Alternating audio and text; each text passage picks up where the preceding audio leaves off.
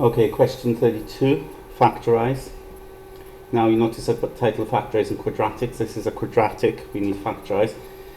It's not as straightforward as the previous ones, because if you look here for common factors, you won't find any. You can see x goes into both of these, but it doesn't go into 6. So of course what we'd have here is a double bracket. Okay, and if you think back to double brackets, when you multiply out using FOIL, you get this sort of answer. So when I put double brackets here, okay, you're going to have two brackets, x in both brackets, okay, in this case, and you need to think of two numbers that multiply to give 6, add up to give -5. Okay, so multiply to give that number, add up to give this number. Now when I look at this over here, all you're going to do is think about 6. What multiplies to give 6? Well, 2 and 3 multiply to give 6.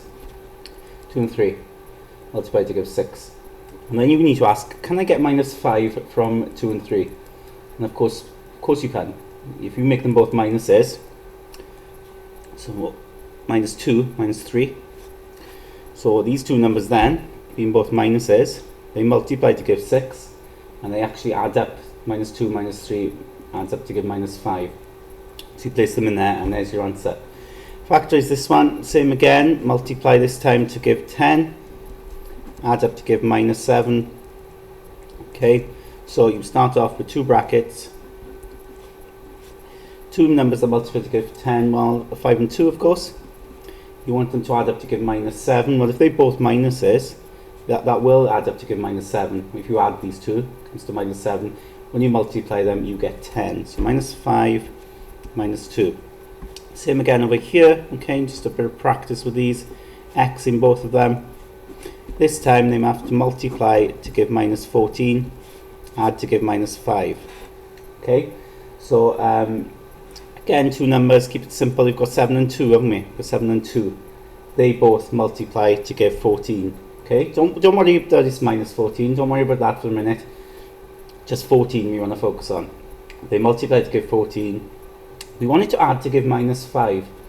Now think what these two numbers need to be so they add to give -5.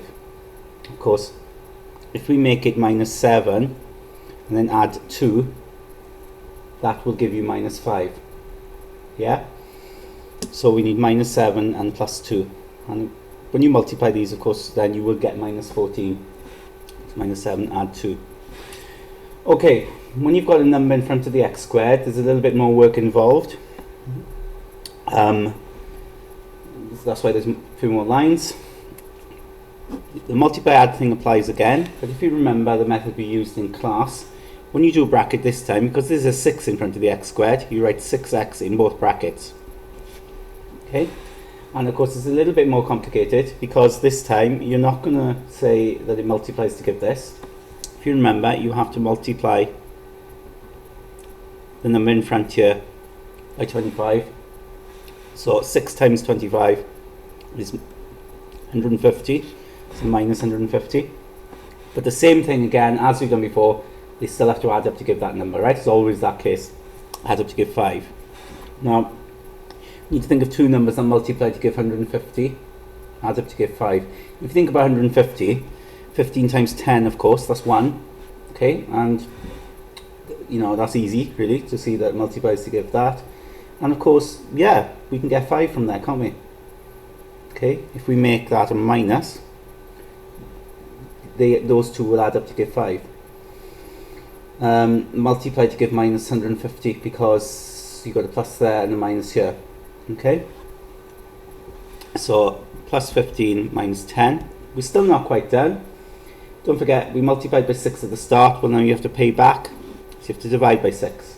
Okay, what you need to do then is look in each bracket to see if there's any common factors. First bracket, there's a factor there. 3 goes into that first bracket, so take it out. What do you multiply by 3 to get 6x? Well, that's 2x. What do you multiply by 3 to get 15? It's 5. Okay, second bracket then, 6x minus 10. 2 is a common factor, so you take out 2. What you multiply by 2 to get 6x is 3x. What you multiply by 2 to get 10 is minus 5. Okay? over 6. What you'll notice then is you've got a 3 here and a 2 here, and we're multiplying everything here. 3 times 2 is 6.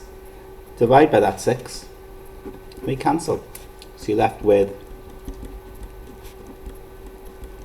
that was your answer.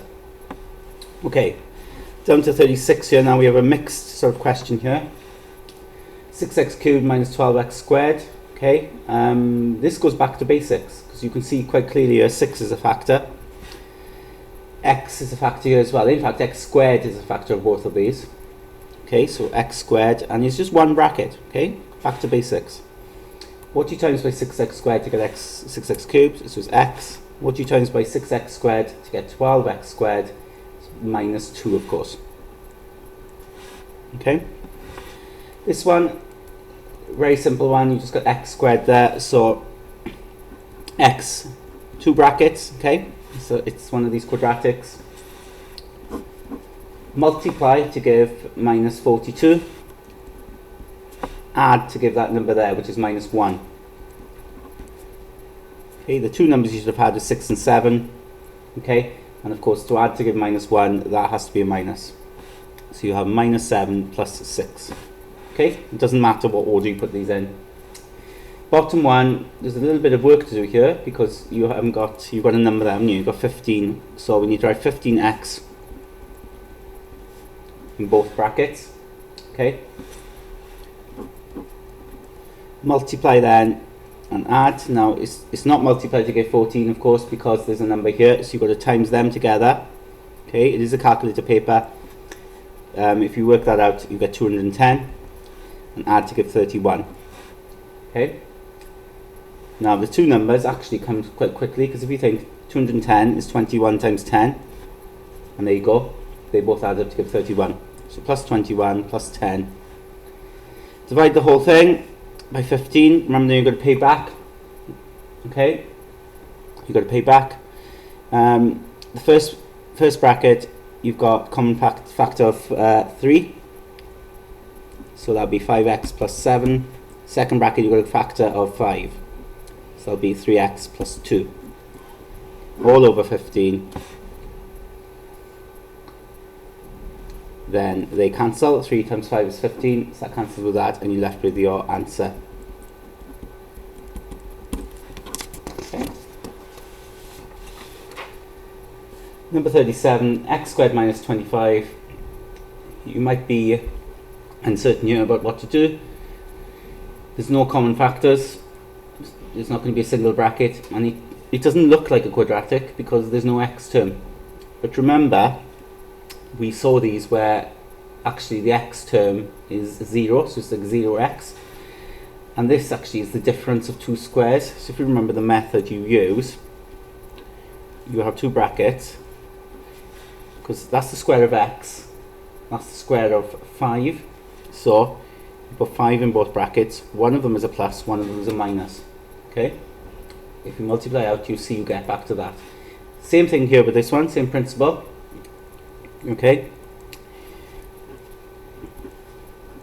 4x squared, well, that's the square of 2x, so 2x in both brackets. 169 is the square of 13. 1 plus, 1 minus, it doesn't matter what order you put them in.